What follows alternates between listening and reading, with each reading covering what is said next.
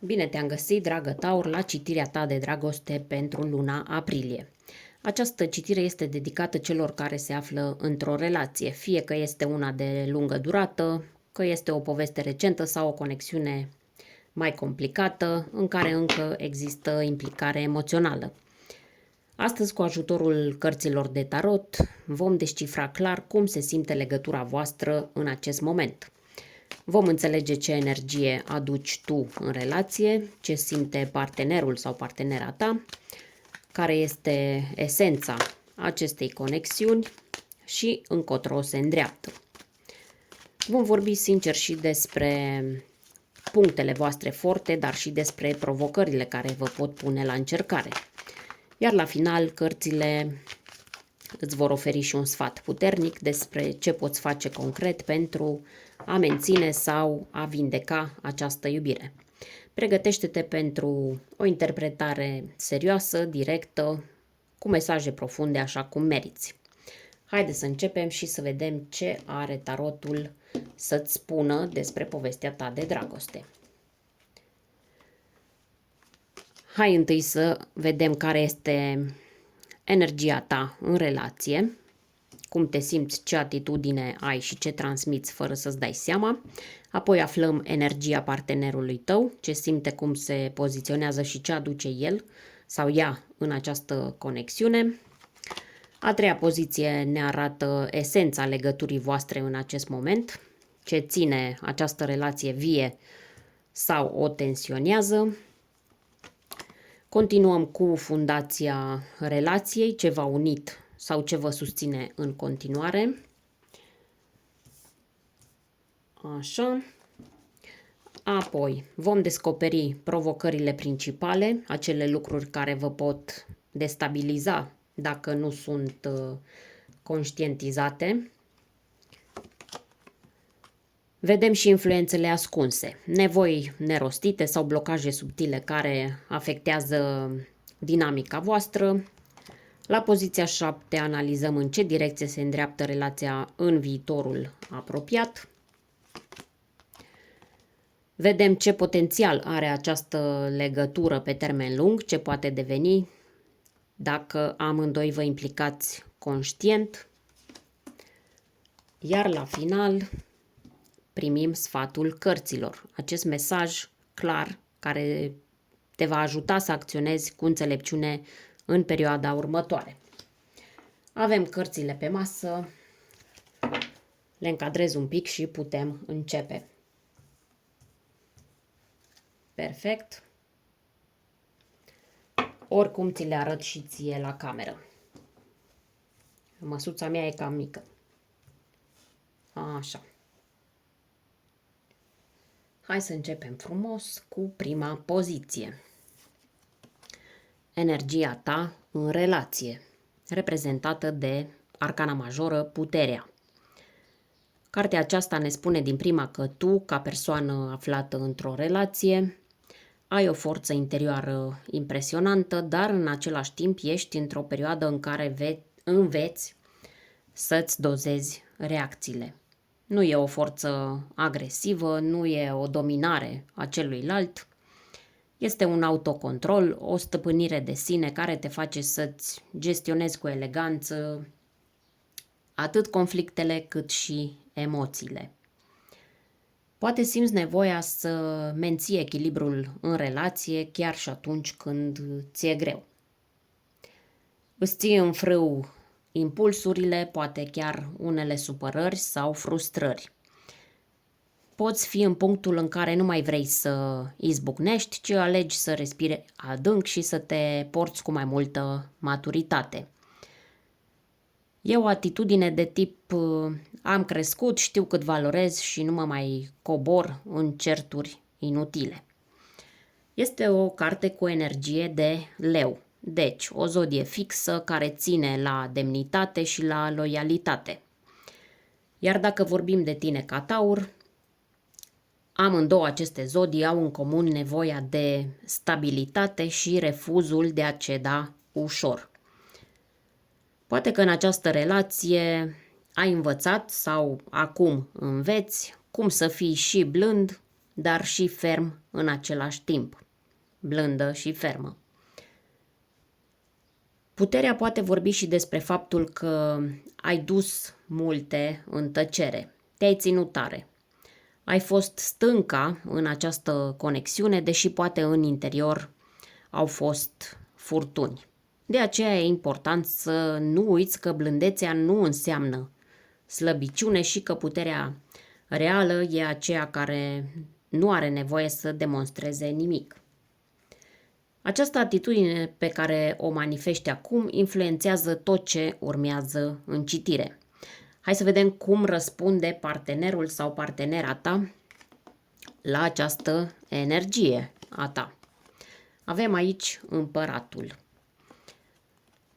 Aceasta este o carte foarte puternică. Împăratul este figura autorității, a structurii, a stabilității, dar și a controlului. Partenerul tău sau partenera ta în acest moment poate fi într-o energie în care are nevoie să simtă că are totul sub control, că poate să organizeze totul și că e stăpân sau stăpână pe situație. Poate că vrea să decidă, să știe încotro mergeți, să simtă că relația are o direcție clară. Sau poate uneori își impune punctul de vedere cu prea multă forță. Nu neapărat cu răutate, ci pentru că așa simte că își menține siguranța. Acest împărat nu se arată vulnerabil ușor. De fapt, el simte nevoia să fie cel care ține totul în frâu și rar recunoaște că are momente de slăbiciune. Această carte este asociată cu zodia Berbec, un semn de foc, cu inițiativă, dar și cu tendințe de a acționa impulsiv sau de a face pe șeful sau pe șefa. Dacă partenerul tău sau partenera ta are o astfel de energie, s-ar putea să simți că trebuie mereu să găsești echilibrul între nevoia ta de calm și nevoia lui sau a ei de a conduce. Și exact aici vedem o primă relație între cartea ta, Puterea, și cartea lui sau a ei, Împăratul. Tu te stăpânești, el sau ea controlează. Tu răspunzi cu blândețe și maturitate, el vine cu fermitate și poate rigiditate. Sau ea. Ambii sunteți puternici, dar aveți moduri diferite de a exprima această putere. Poate că între voi există o luptă tăcută pentru echilibru, pentru influență. Sau poate că fiecare aduce în relație o formă de stabilitate diferită, tu una emoțională, el una practică sau organizatorică. Sau ea, faceți voi conversia unde uit eu să o mai fac. Important este să vedeți dacă această diferență de stil vă completează sau vă tensionează. Hai să vedem ce spune poziția a treia despre esența relației în acest moment. Aici ne dăm seama ce se întâmplă de fapt între voi. Avem aici Eremitul, o carte mai mult decât profundă. Ea vorbește despre introspecție, distanțare, tăcere și nevoia de a găsi răspunsuri în interior. Esența relației voastre acum pare să fie marcată de o fază de retragere. Fie unul dintre voi s-a închis în el, fie amândoi ați devenit mai interiorizați, mai puțin disponibili emoțional pentru celălalt. Eremitul este asociat chiar cu zodia Fecioară, deci un semn de pământ ca și tine. Asta înseamnă că e posibil ca tu să resimți mai intens această energie. Ai dorința de claritate, de înțelegere profundă, dar și sentimentul că trebuie să cauți răspunsuri singur sau singură, fără prea mult sprijin din partea celuilalt. Această esență arată o pauză în fluxul emoțional, o distanță care s-a creat. Poate nu distanță fizică, dar cu siguranță una sufletească. Nu mai curge iubirea cum curgea, comunicarea s-a mai rărit sau a devenit superficială, iar acum relația pare să funcționeze pe baza unei căutări interioare. Eremitul ne mai spune ceva important. Relația aceasta te ajută să te cunoști mai bine. Poate că nu este cea mai confortabilă etapă, dar este una necesară pentru evoluția ta personală. Această relație este una care scoate la suprafață întrebări profunde despre cine ești tu într-un parteneriat, ce cauți de fapt și ce ești dispus sau dispusă să dai sau să ceri.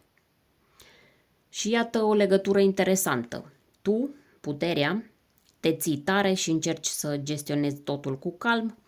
El sau ea, împăratul, vrea control și stabilitate, dar între voi, esența este eremitul.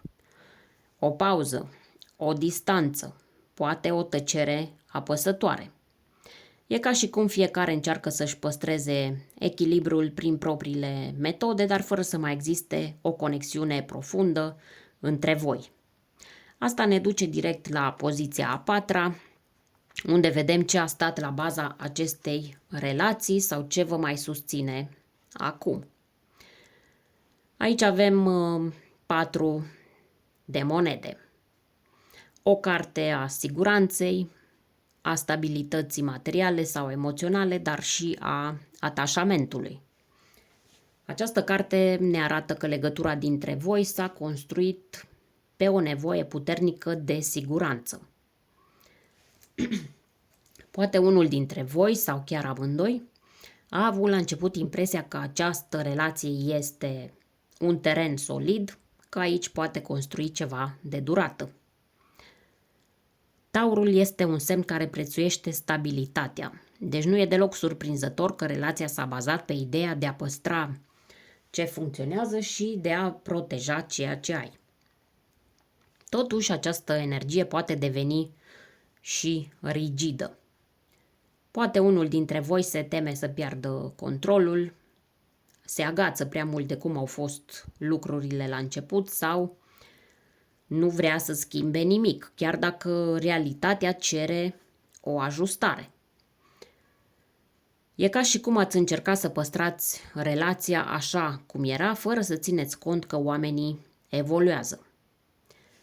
4 în numerologie vorbește despre construcții stabile, dar care pot deveni limitative dacă nu se lasă loc de flexibilitate.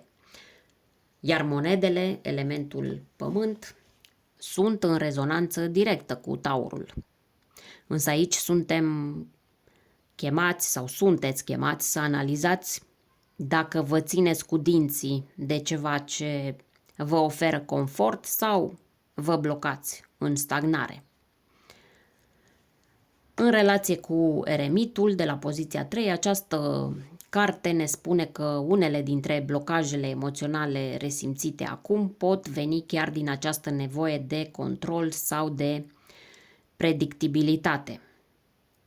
Poate unul dintre voi s-a închis în carapace, protejând ceea ce are el ca individ, dar pierzând din vedere ce ar mai putea construi împreună cu partenerul sau partenera. Să vedem acum ce provocări sunt în această relație și ce vă poate destabiliza dacă nu este conștientizat. Avem aici 7 de spade. O carte a ascunderii, a lipsei de transparență, a strategiilor și a tăcerilor incomode. Această carte nu înseamnă automat trădare, dar ne spune că unul dintre voi nu spune tot ce gândește sau tot ce simte. Poate sunt lucruri ținute pentru sine. Poate e vorba de evitarea unor discuții grele sau chiar de frici legate de a fi vulnerabil sau vulnerabilă. În unele cazuri poate fi vorba și de o dorință de a salva aparențele sau de a menține o imagine în fața celuilalt. Cuplată cu această carte vine provocarea neîncrederii. chiar dacă nu există o înșelăciune propriu-zisă, simplul fapt că apar secrete, că sunt rețineri sau îndoieli, poate crea distanță între voi. Unul poate avea senzația că celălalt nu mai e sincer ca la început sau că ascunde ceva. Această lipsă de comunicare onestă poate distruge conexiunea autentică. Și ăsta este un avertisment serios. În raport cu fundația voastră, 4 de monede, vedem cum teama de pierdere poate duce la comportamente defensive sau manipulate. Poate unul dintre voi crede că spunând adevărul va strica așa zisul echilibru. Dar, de fapt, ce face? Nespunând adevărul, îl slăbește și mai mult acest echilibru. Provocarea principală, așadar, este să spuneți ce aveți pe suflet cu adevărat, chiar și dacă este inconfortabil. Adevărul doare odată, dar ascunderea doare de 10 ori mai mult. Să trecem la poziția 6, unde vorbim despre influențele ascunse sau nevoile nerostite. 9 de cupe. Această carte este cunoscută drept cartea dorințelor împlinite, dar când apare la influențe ascunse, mesajul se schimbă subtil. Cineva din această relație tânjește în tăcere după mai multă împlinire emoțională. Această carte aduce în lumină un adevăr tăcut. Unul dintre voi are nevoie să se simtă apreciat, recunoscut, poate chiar admirat de celălalt. Poate oferi mult și acum simți că a venit momentul să primești înapoi. Nu neapărat lucruri mari, ci acele gesturi mărunte, dar sincere, care îți arată că încă îi pasă cu adevărat de tine. Gândindu-ne la 7 de spade, din poziția anterioară, poate că această nemulțumire nu a fost exprimată clar. E genul acela de nemulțumire care se adună pic cu pic. De genul nu mă mai întreabă cum mă simt, nu mai face ce făcea la început și așa mai departe. Și atunci intervine tăcerea, intervine acea distanță care pare mică, dar care crește pe nesimțite. Pe scurt, există o nevoie emoțională reală care nu este recunoscută. Și dacă rămâne nespusă, poate deveni frustrantă, chiar distructivă în timp. Hai să mergem mai departe și să vedem în ce direcție se îndreaptă relația în viitorul apropiat. Avem aici Cavalerul de monede. Această carte vorbește despre stabilitate, răbdare și consecvență, dar și despre lipsa de spontaneitate sau o anumită încetinire a ritmului în relație. Cavalerul de monede este cel mai lent dintre cavaleri, dar și cel mai responsabil. Își ia angajamentele în serios, muncește pentru ceea ce își dorește și nu renunță ușor. Așadar, în viitorul apropiat, relația ta pare să intre pe un făgaș mai stabil, dar nu neapărat pasional sau intens. E ca și cum lucrurile merg într-o direcție clară, dar pas cu pas, încet, metodic, fără mari schimbări bruște. Poate reapare rutina, dar și predictibilitatea, ceea ce pentru unii poate fi o binecuvântare, iar pentru alții o provocare. Plictisește pe unii. Legătura cu 9 de cupe este importantă. Dacă cineva are nevoie de mai multă implicare emoțională sau romantism, acest cavaler s-ar putea să nu o ofere suficient de repede. El nu este genul care vine cu declarații, vine cu fapte.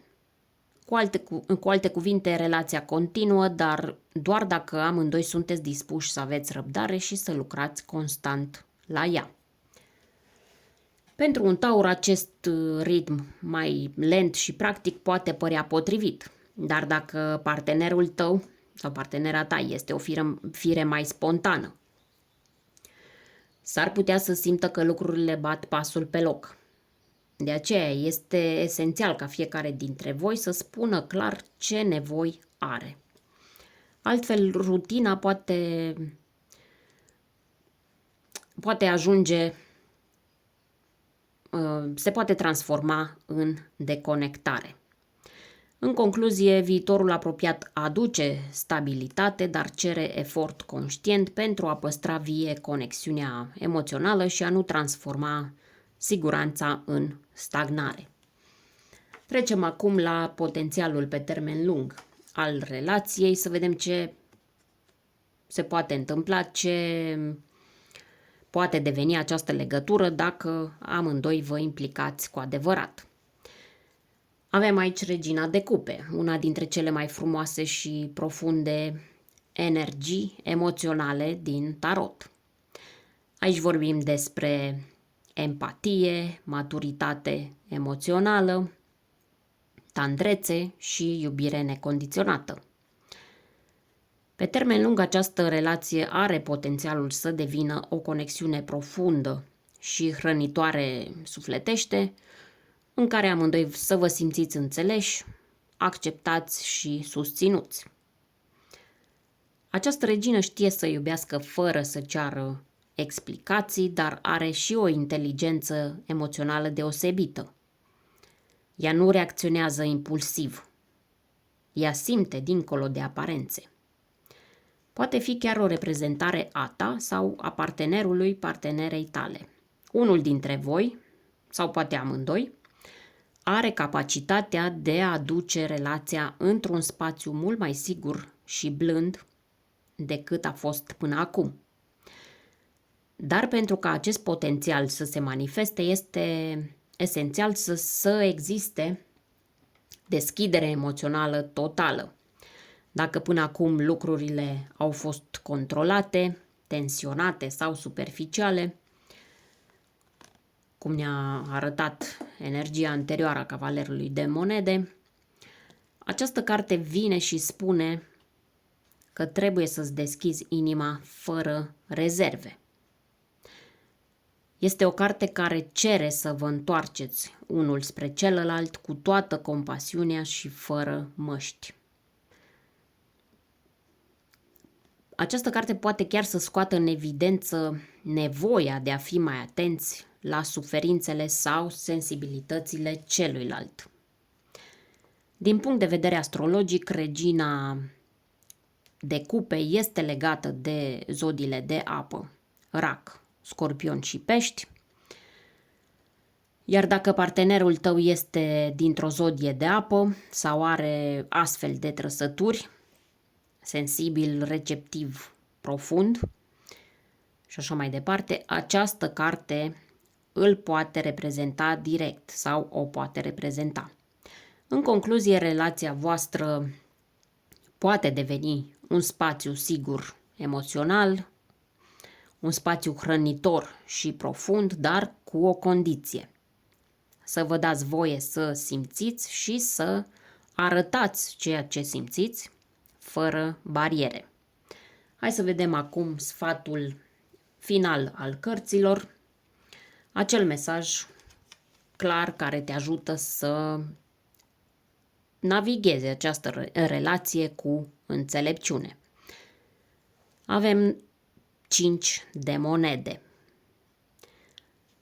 La prima vedere, 5 de monede pare o carte dură pentru o poziție de sfat.